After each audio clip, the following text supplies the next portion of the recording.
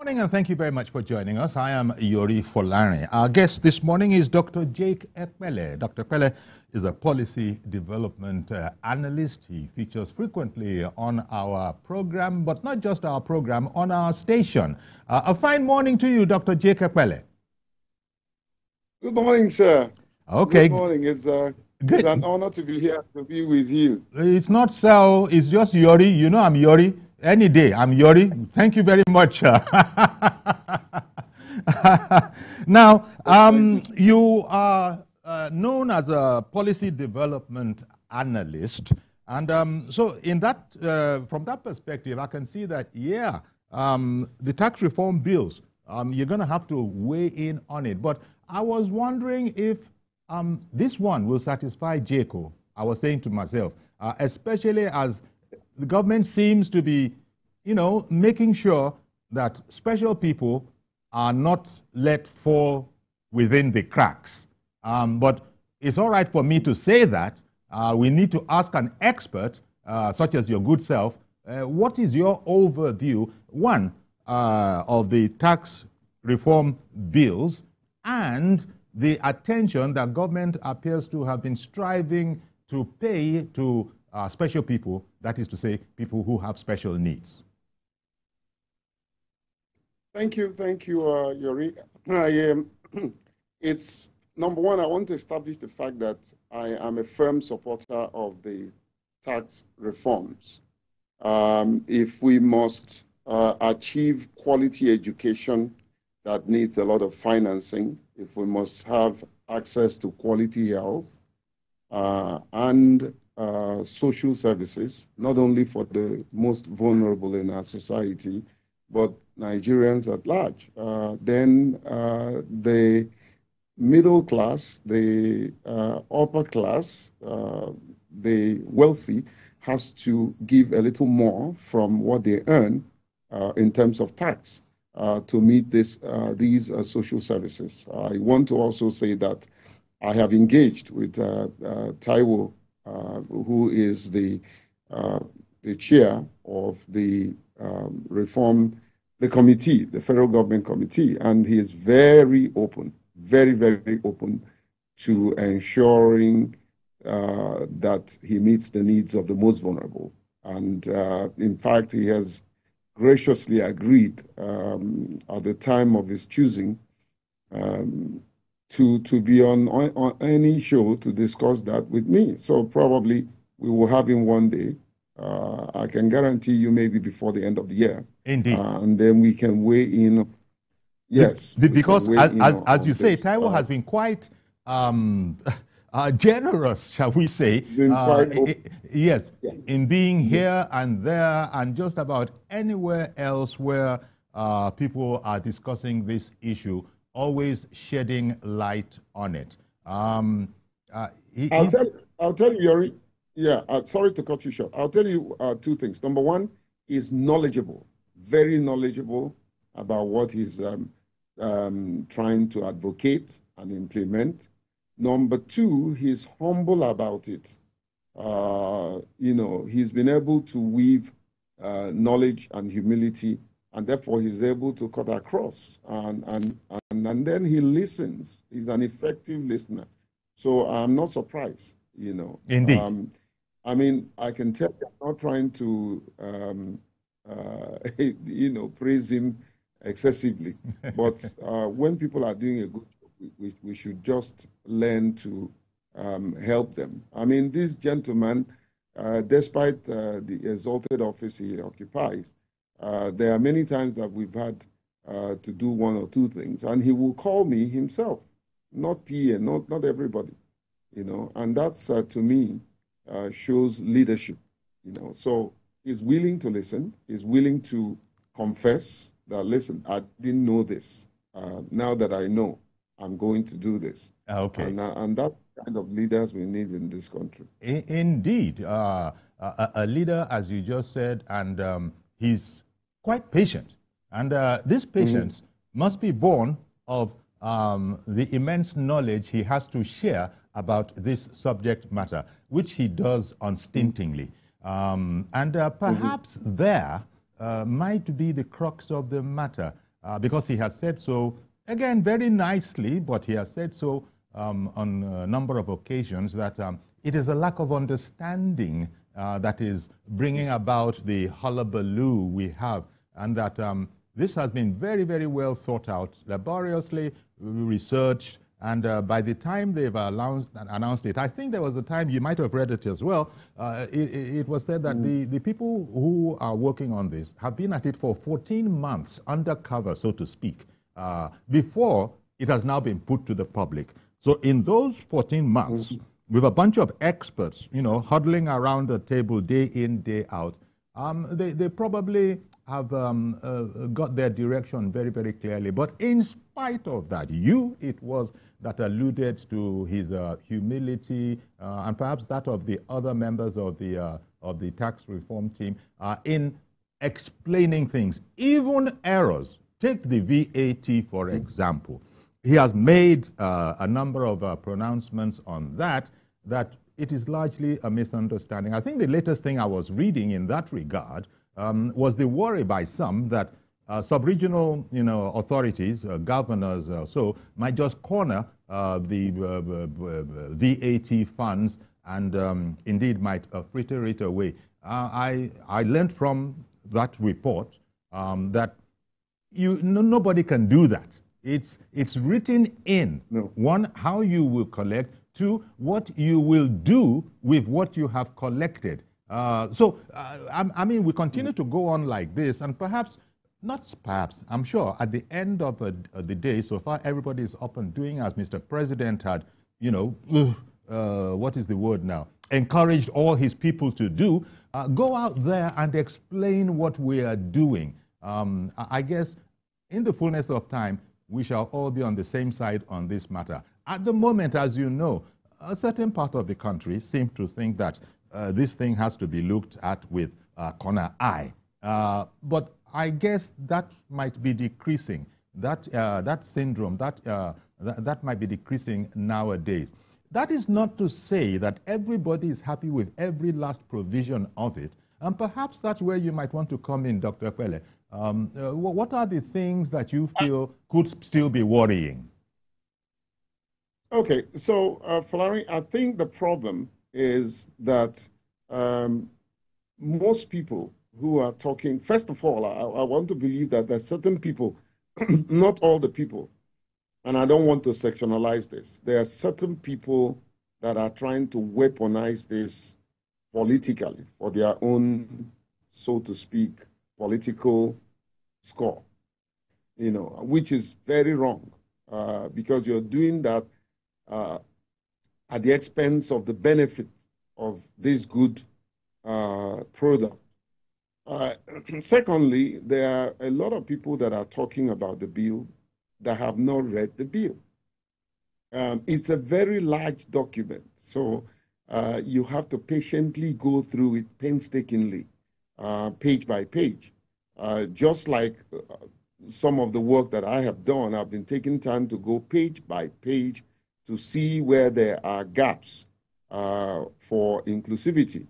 And then the idea is to make recommendation because Taiwo is willing to listen and is willing to implement.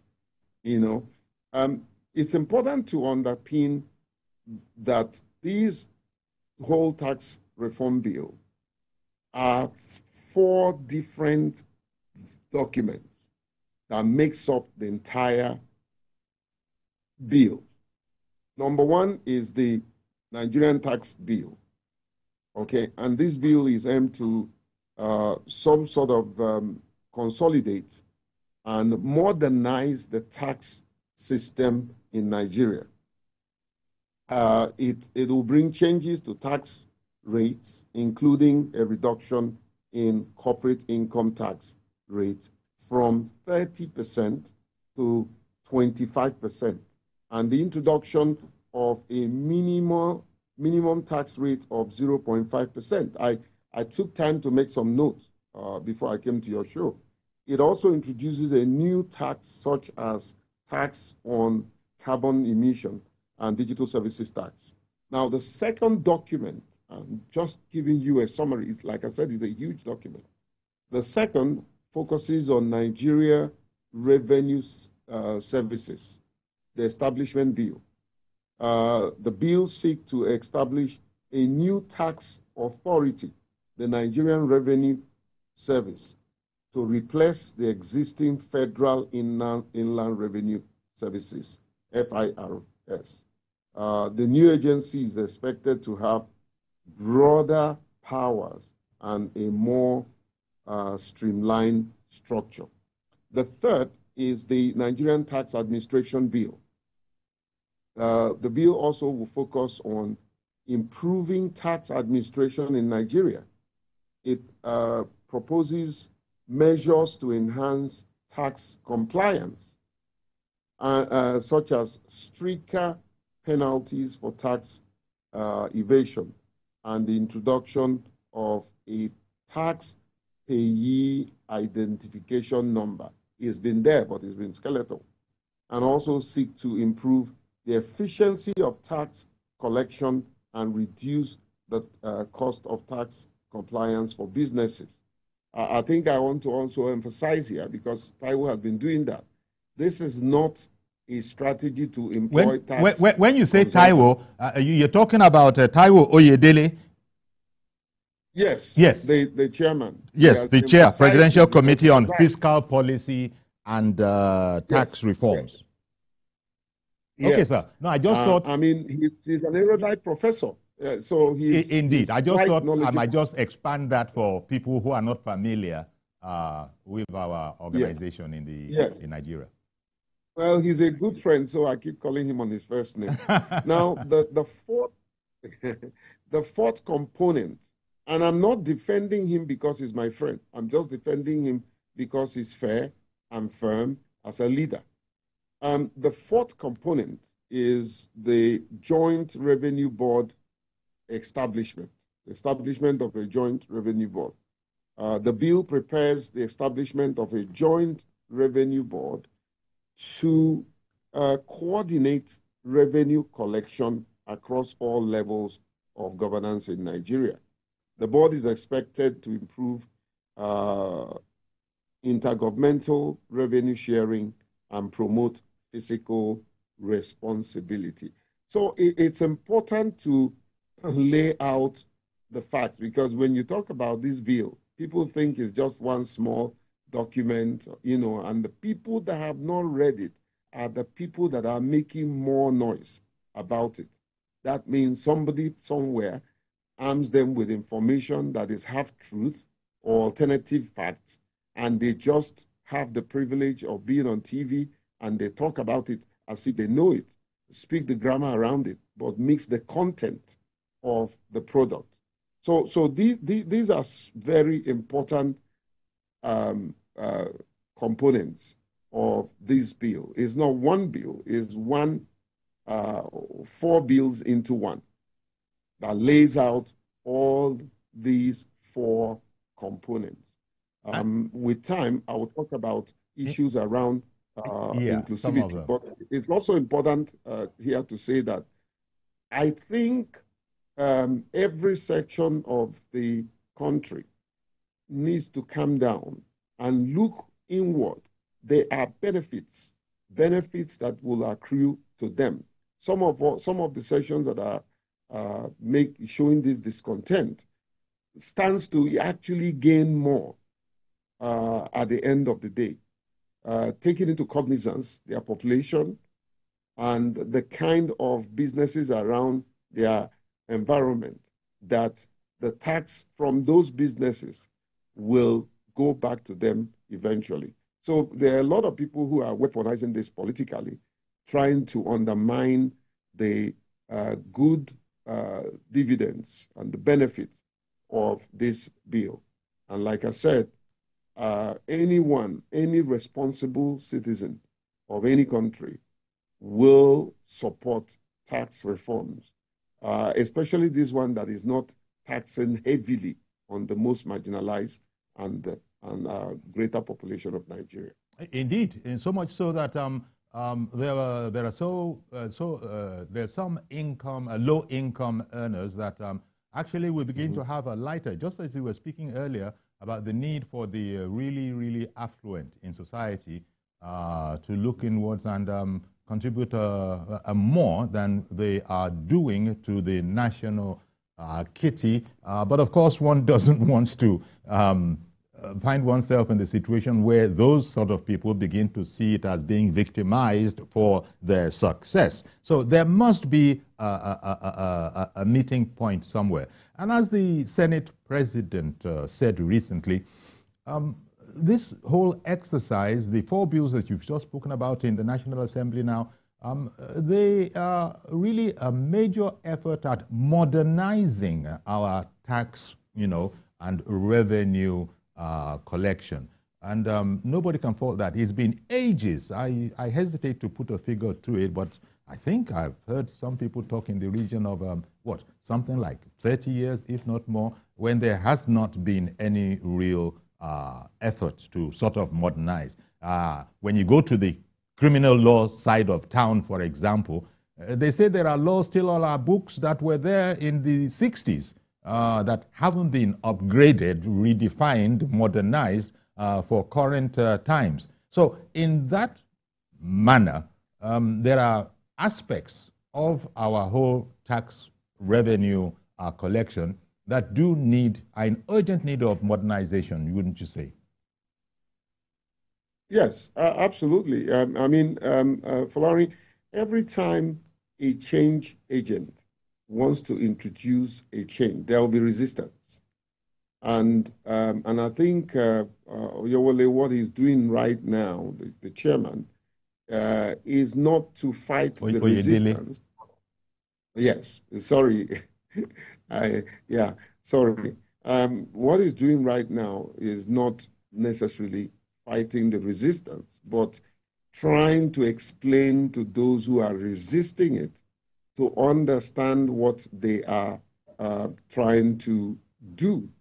And at the same time, accommodate the changes that they are proposing so that he can enhance the document and make it better. And my segment is one of those that have pointed to him and said, listen, there's a missing gap, and we need to ensure that those gaps are filled. And to be candid, he has listened. We have talked. We have agreed, including the exclusion of persons with disability in the committee.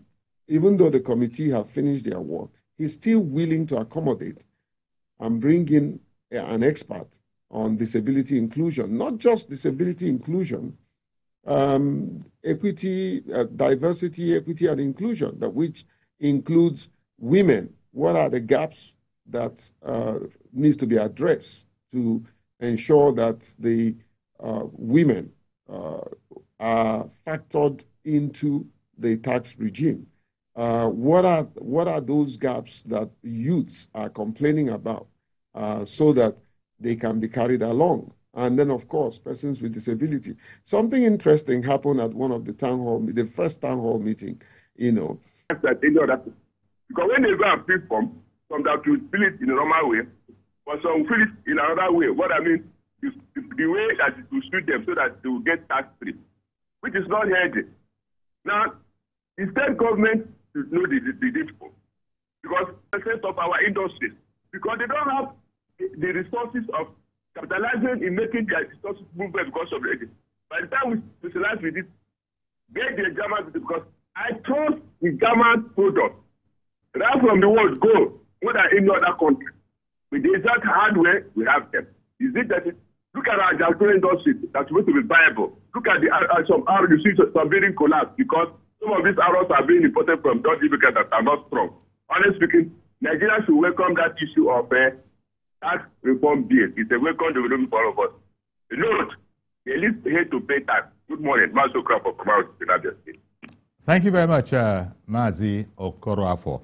Okay, Jake, good to have you back. I understand we're back up now. Can you hear me, Jake? I can. Okay. So that's good. Well, while you were away, calls have come in. I think one call you missed. Maybe you would have got the second, and then this. I heard Pastor Dominic. Oh, you did. Okay, and Yes. I wonder if you heard Mr. George from Lagos as well, who had called before No. Pastor Dominic. Okay, what he had weighed in support of the reform bills, but like you had said that most people, in all probability, had not even read those copious documents. And so we're talking without really knowing what was in there, but we're taking second-hand information, all of which wasn't necessarily accurate. But as we were saying, there's been a lot of praise for Dr. Taiwo Oyedele, the chair of the Presidential Committee on Fiscal Policy and Tax Reforms, in patiently explaining this. Even I think on the front page of the Vanguard this morning, I think they lead with a story in that regard, where explanations were further given to an assembly of National Assemblymen to the extent that nothing untoward would happen to revenue gathered from VAT. The explanation was made that, look, you can't even do white elephant projects anymore. It's not going to happen. And things like governments wanting airports and proceeding to work on those airports, governments wanting shopping malls that are under patronized, and those kind of things. These are the kind of places where you don't even have schools, primary schools, with roofs on them, or other essential infrastructure amenities, but people are just, quote unquote, doing what they want. Now, all of this is not going to be possible anymore by the time we have the whole flotilla of provisions up and running. So people are increasingly understanding that most people that are criticizing, or shall we say standing opposed to the provisions of these bills, are doing so because they do not have all the knowledge that would definitely help them to see it differently. Absolutely, I agree with you.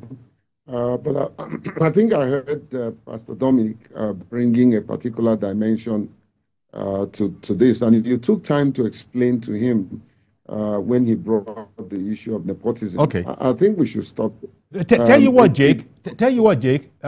Jake, please, hold it. Let me add Funshaw, who has called in from Mina, so that your commentary could, extend from Okoroafo to Funshaw in Mina. Good morning, Mr. Funshaw in Mina. Good morning, Uncle Yori. Thank you for calling in, sir. Go ahead, please. And good morning to your guest. Yes, Dr. Jake Ekpele.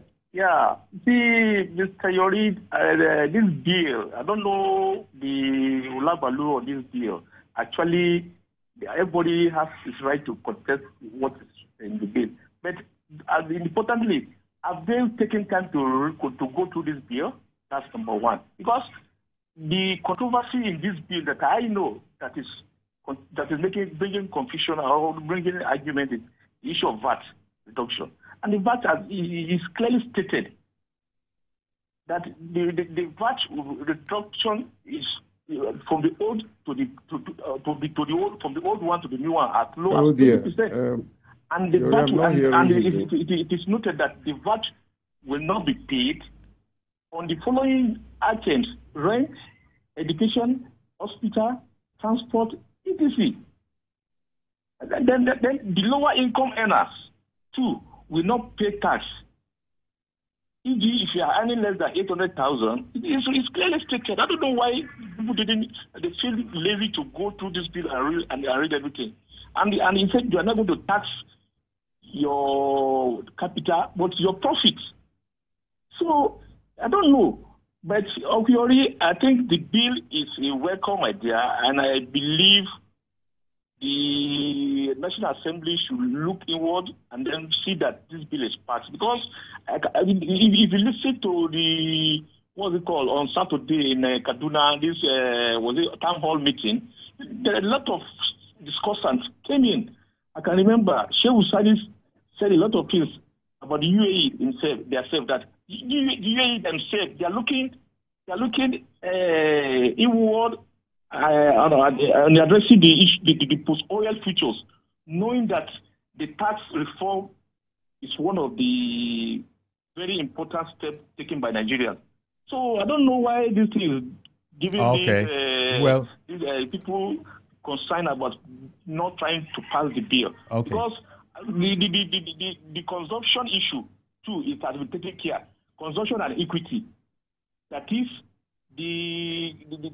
where the goods is consumed, the tax will be shared according to the population. Everything is clearly stated. I don't know why the problem of each people try not to understand the bill like that. And thank you very much, Funsho. I beg your pardon. Thank you very, very much. Appreciate your call. Let's allow Dr. Jake Pele to weigh in because he started off, I think, with Mazio Okoro for submission. So he will now, hopefully, kindly also extend up to the comments that you have made as well. Dr. Epele. Yes, sir. Well, like I said, whenever there is some sort of misunderstanding in a very important national discourse, like we are getting involved, there's always a need to do further explanation. Pastor Dominic, I share your sentiments, but I don't see the issue of nepotism here. And this is what I say to people. We shouldn't patronize incompetence. When people are not competent to do a certain level of job, and then we start criticizing the competent person that is selected to do the job. I don't care whether the person is a twin brother of the president or anybody.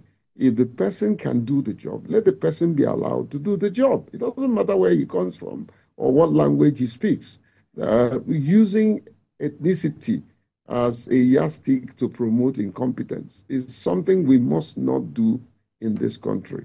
And so there is no iota of nepotism here at all, because this gentleman is well suited for this job. Remember, he wasn't looking for a job. He was working for an international organization that's probably paying him better than he's probably getting now, if he's getting anything. So the issue of nepotism doesn't count here at all. I respect the view of the honorable pastor and all that, but I don't think it ties into. Since when did pastors begin to be honorable pastor or honorable reverend? You don't go there. You don't go there. Everyone that is called of God is not honorable. Don't even go there. Okay, I don't come out. I don't come out for that area. I don't come out for that area. Traditionalists are honorable. So we don't. It's not in our place to know whether they are dishonored or not. But I think I've met Dominic before. Yes. I will describe. Okay. I will also address you as a honorable policy development analyst, just to be equitable. Then I will describe you as honorable broadcaster. I get your meaning. It's important to let the respondents know that this is nothing whatsoever against you as a person. I think that's where you threw in an honorific title to just be sure that we're cool. It doesn't mean that I agree with everything you said, but we're cool. That kind of a thing. Okay. That's right. That's right. Yeah. I mean, he has a right to express his opinion. Indeed.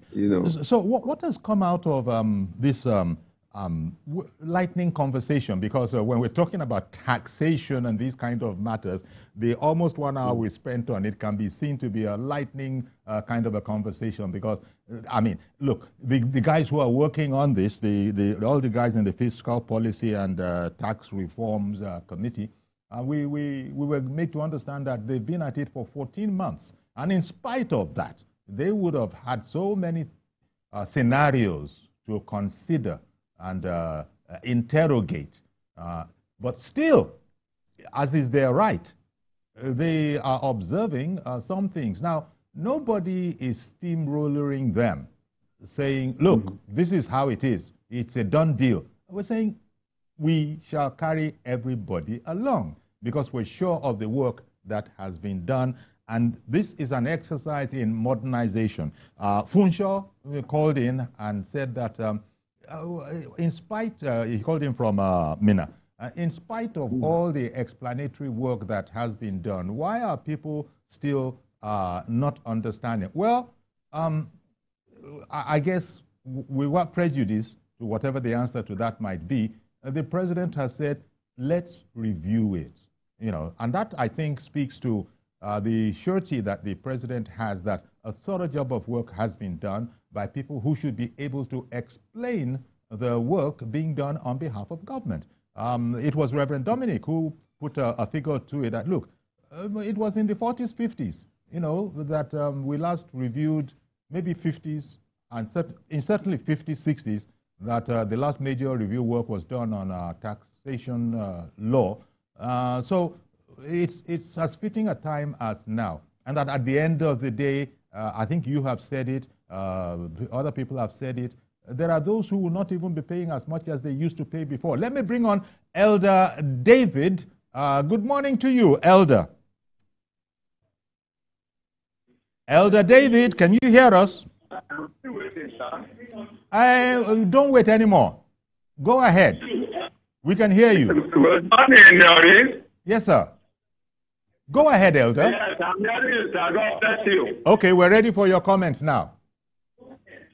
Thank you. The tax reform. What surprised me most is that why those from the north are against it. These are the topics we are talking. Now, what I always said on this platform here, when we are talking of politics, we should talk of interests of the people. And this is what happened in the First Republic. When our was training people, giving them free education and others, people from the north are talking of academic. Then those from the east are talking of standard school. Then I was the children of the poor, you could not be able to give the knowledge to could not train, will become a problem to you and your children when the time reaches. That is what we are talking about. All right. Elder, I'm afraid we've run out of time, but thank you very much for calling in, Elder. And also, your line was not particularly clean, and although that's no fault of yours. Thank you very much, Elder David, for calling in. Well, Dr. J. Kapele, we've come to the dying moments of the program. So, you know, your parting words on this subject matter of matters arising from the tax reform bills that we've been looking at from the beginning of the program. I think my parting word was zero in on the inclusivity gap of the bill. Number one is lack of specific provision for persons with disability. The bill did not factor specific provision, especially around exemption. Is that what you're advocating? Exemption for people with disabilities? Not holistic exemption. People like me cannot be exempted, you know, because I do work, I earn, so I pay, and I've been paying for a long time. So, but there are certain people that even the bill actually factored in the exemption component, you know, but we need to be specific as it relates to persons with disability. Okay. The other aspect, because of your time, is accessibility. Because there's going to be complex tax filing and all that, it has to be presented in accessibility format so that the blind can access it and the visually impaired like myself and several others can. The other aspect is disproportionate burden that it will place on persons with disability. Those are issues that needs to be addressed. But the big elephant in the room that my good friend Taiwo did allude to the fact that I was right is the lack of consultation of the community. When I use lack here in the context of inadequate. Okay. He tried to make some content, but it was not holistic. And now he's willing to address it. Excellent. And that's a good thing. In fact, and also this is a good place at which to leave it. I want to thank you once again, Jake. You always, come on and are quite incisive and informative in your commentary and analysis. Thank you very much for that. Appreciate. Thank you for your kind word, and thank to my good friend Babajide and your is it Areola? Is it? That's the correct pronunciation. Oh, you mean the main big guy here? Kola Eriosho? Oh, that's the big one. Exactly. That's the big one. That's the big one. Thank you very much, Jake, for coming on the program. Appreciate you. Okay, we're going to have to leave it here. Do please join us